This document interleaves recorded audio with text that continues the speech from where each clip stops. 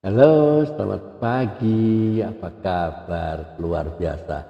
Karena kita punya Tuhan yang luar biasa. Alright, great. Welcome back in this Andre Cyber channel, my quality time with Jesus. Alright, amin. Oke, mungkin kita semua orang sudah sadar ya. Perhatikan baik-baik ya. Kita perlu sadar. Hari ini saya akan sharing mengenai aware of weakness ya. Kita harus menyadari kelemahan-kelemahan kita ya. Ya, ada seorang pria ya, pria tua ya, yang kesel ya dengan tetangga yang sebetulnya tetangga baiknya, yang sering bermain apa? Klarinet ya, tanpa kenal waktu. Baik pagi, siang, sore, malam, dia karena hobinya main klarinet, dia main terus. Ya meski sudah menyampaikan keberatannya ya, si tetangga itu cuek ya, cuek habis. Suatu hari si pria itu punya ide. Nah ini perhatikan baik-baik ya. Dia berkata kepada tetangganya yang suka main klarinet ya, bahwa ia ini sudah menikmati permainan klarinetnya dan ia mau bayar untuk mendengar dia permainan klarinetnya itu. Wah, tentu saja senang dong ya. Tetangganya itu pasti senang sebab ia akan mendapat uang selama seminggu itu. Jadi pria tua itu tiap hari membayar untuk mendengar permainan klarinet itu ya. Nah, terus dia bayar, tapi minggu depan dia bayar tapi dua kali seminggu. Walaupun si yang pemain klarinet bermain setiap hari, tapi minggu berikutnya ya pria tua itu ya bahkan sama sekali nggak bayar sama sekali.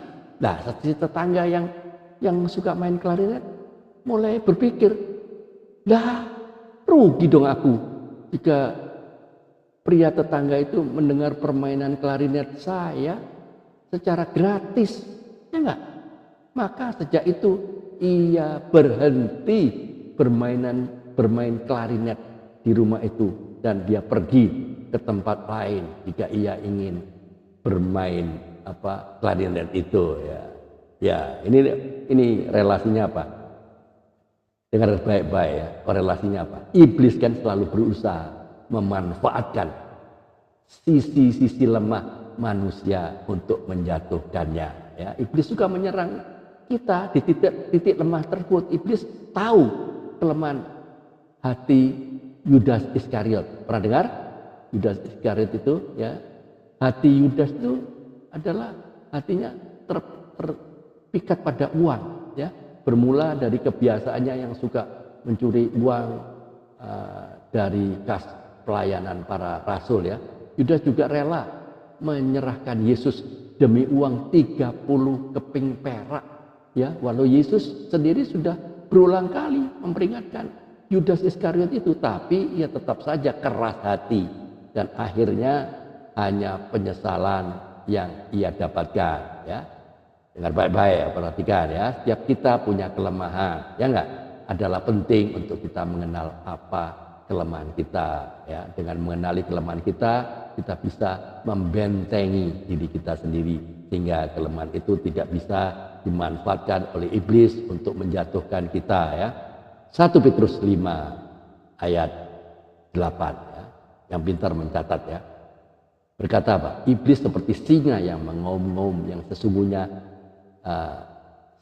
tiap godaan bisa ditangkal asal kita sudah mempersiapkan diri ya. Tolak setiap tawaran yang bisa membawa kita ke dalam dosa, walaupun ya di awal hal itu tampaknya ya baik ya, godaan itu kelihatannya baik, wajar ya enggak, bahkan seolah-olah menjadi solusi atas masalah kita ya toh ya. Secara segera stop ya, bilang stop atas setiap pikiran, ide atau bayangan yang bisa membawa kita kepada dosa. Yakobus 4 ayat 7. Ya, dengan iman kita kadang harus segera lari menjauhi saat godaan itu datang. Ya toh? Intinya apapun yang terjadi, jangan pernah memberi kesempatan kepada iblis, ya. Efesus 4 ayat 27. Ya, jangan pernah kasih kesempatan kecil apapun. Iblis itu pandai sekali memanfaatkan sekecil apapun. Jangan pernah buka celah, tetap semangat. Tiada hari tanpa memberitakan kebenaran, tiada hari tanpa bersaksi tentang Kristus. Padi sudah menguning, saatnya untuk dituai, tapi pekerja sedikit, kitalah yang menjadi pekerja-pekerjanya di ladang Tuhan. Keep on fire, keep on moving. Tuhan Yesus memberkati. Amin.